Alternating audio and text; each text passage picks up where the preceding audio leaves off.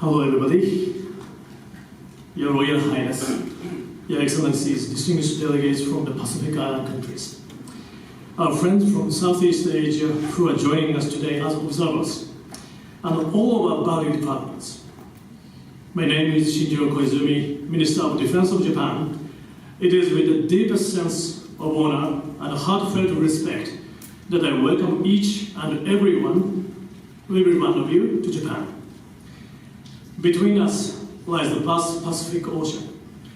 Yet this Pacific has never been a wall that divides us. For us, it has always been and remains a shared embrace, a blue corridor that binds us together and carries our common destiny forward. I resonate deeply with the vision you have articulated in the words, the Blue Pacific Continent. Indeed, this region is no longer merely a collection of islands. Today, it has become one continent, spread across the ocean itself, among the most dynamic and vibrant in the world. I was born and raised in Yokosuka, the gateway that connects Japan with the Pacific Island countries. And it is from the personal history that I wish to share with you today a message that is, at its core, simple and clear. To safeguard the Pacific as the ocean of peace. To that end, with you, the custodians of the Blue Pacific Continent, at the very center, let us strengthen the bonds among all those gathered in this hall, and together build a region that is autonomous, resilient, and enduring. Today, I would like to address 3 points. First, the 3 challenges that we face. Second, how we will overcome those challenges. And third, the 3 pillars of action through which we will do so. Let me begin with the first point, the 3 challenges we face. Distinguished delegates, at this very moment, 3 turbulent waves are crashing upon this beautiful blue Pacific continent. First, there is the stark reality of lands being lost to the seas. Rising sea levels, cyclones, floods, and droughts driven by climate change. These are not merely environmental challenges. They strip people of their homelands, unsettle daily life, and threaten the very survival of nations. As you yourselves have repeatedly and powerfully conveyed to the world, this is nothing less than the greatest threat to security. Second, we face a challenge to the maritime order. Illegal, unreported, and unregulated fishing, smuggling and trafficking, and transnational crimes involving drugs and weapons. These acts do more than plunder marine resources or erode national sovereignty. They steadily corrode our societies and economies and shake the very foundations of the rule of law.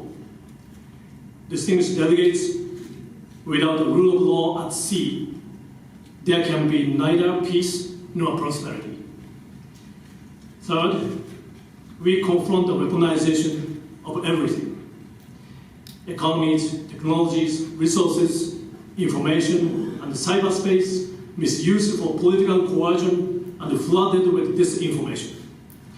These have already become real and present threats, exploiting the vulnerabilities of our societies and economies.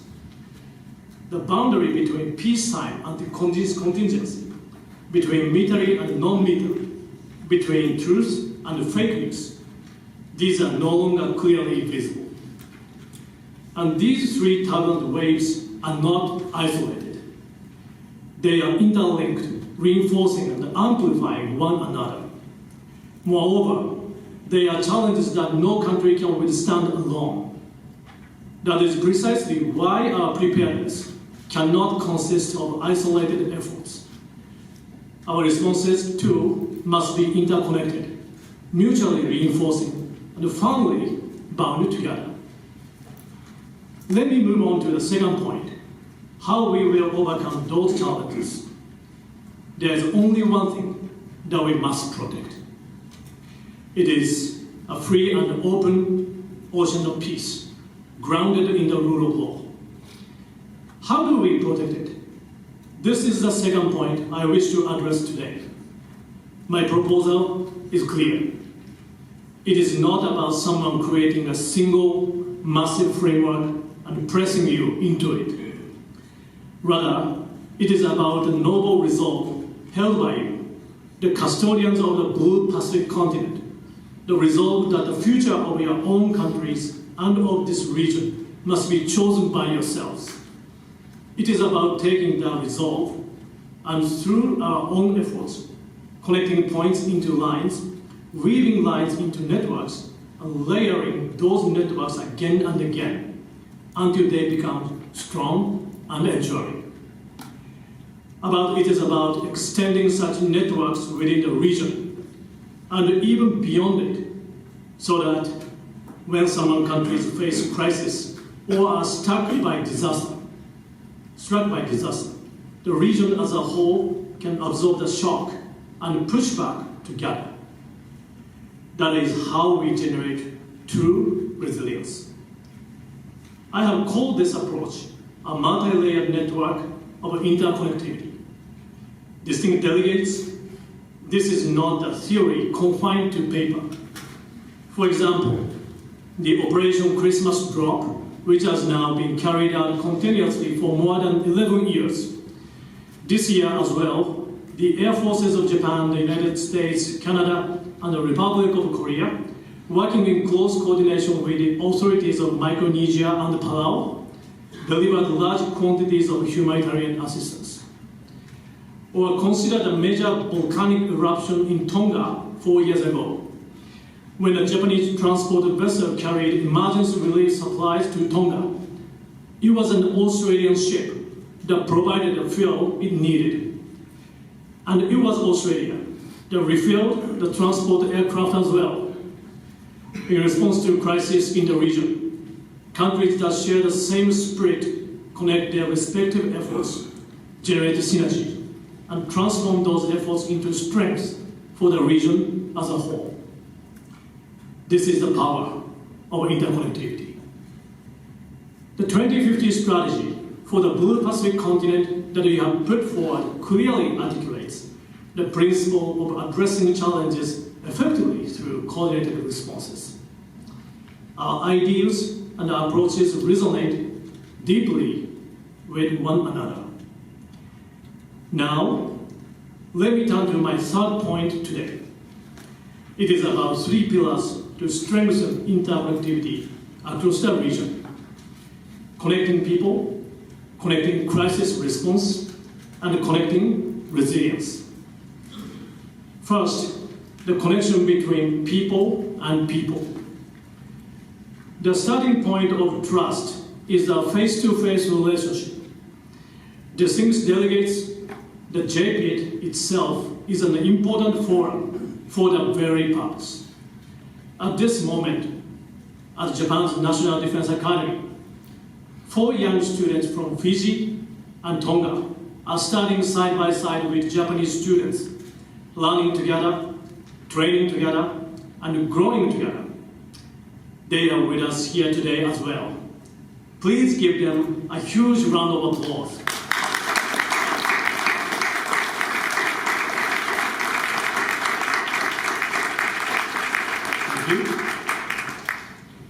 Furthermore, this year Japan will launch a new initiative, the Next Generation Leadership Security Program.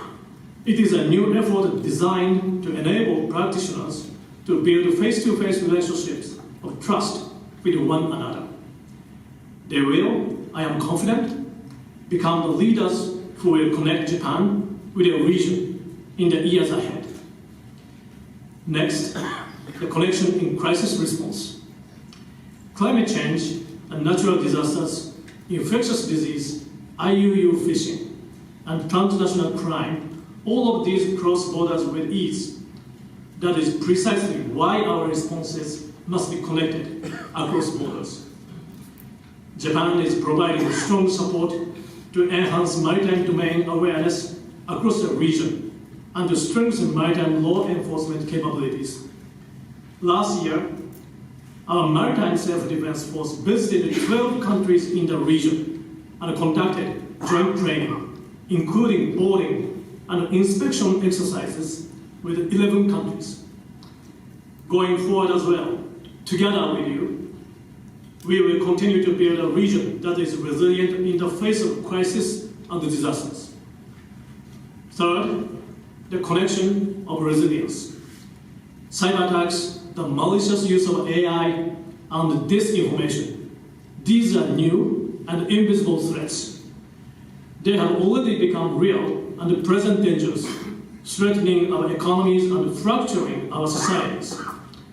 Strengthening cybersecurity, ensuring the sound and responsible use of AI, and addressing disinformation. On these challenges as well, we will work together with you. Together, we will safeguard democracy and protect the information space. Today, Jpidd has taken a historic step forward. I invite distinguished delegates to take a look around. Alongside the leaders of the Pacific Island countries, for the first time, our friends from Southeast Asia are also with us today. This clearly points to the new direction that Jpidd must pursue in the years ahead.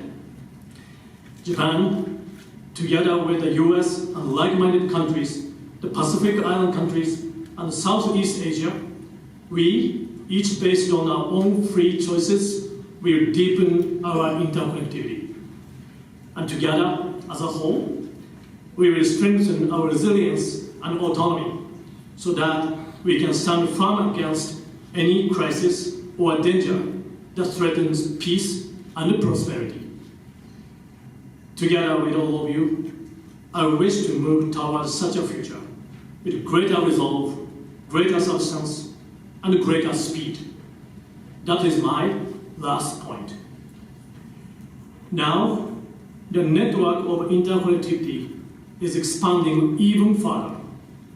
In 2007, then Prime Minister Abe delivered a speech in India entitled "The Confluence of the Two Seas." It set forth a vision in which the Pacific Ocean and the Indian Ocean would be bound together as seas of freedom and prosperity. Just last month in Honolulu and a week ago in Munich, I stated that the security of the Indo-Pacific and the Euro-Atlantic is inseparable. Where once the two seas have now expanded into three seas, the Pacific, the Indian, and the Atlantic. And at the very center of them all lies one sea, our Pacific. The Pacific may, at times, be rough, but if we can build a strong and multi-layered network, reaching beyond regions, then no matter how fierce the waves may become, the Pacific can and will remain the ocean of peace. The oceans must be free and open. We are sustained by a shared resolve. Distinguished delegates, it was the ancestors of the Pacific people that in the long distance past brought about the confluence of the two seas through trade. And in this era of three seas, we are the protagonists. That is why Jpidd exists. Let us speak candidly and let us act together. Tomorrow marks 4 years since Russia's aggression against Ukraine began. I sincerely hope that this Jpidd will serve as a platform where we stand united in our unwavering commitment to peace and where we reaffirm that attempts to change the status quo by force must never be tolerated. Thank you very much.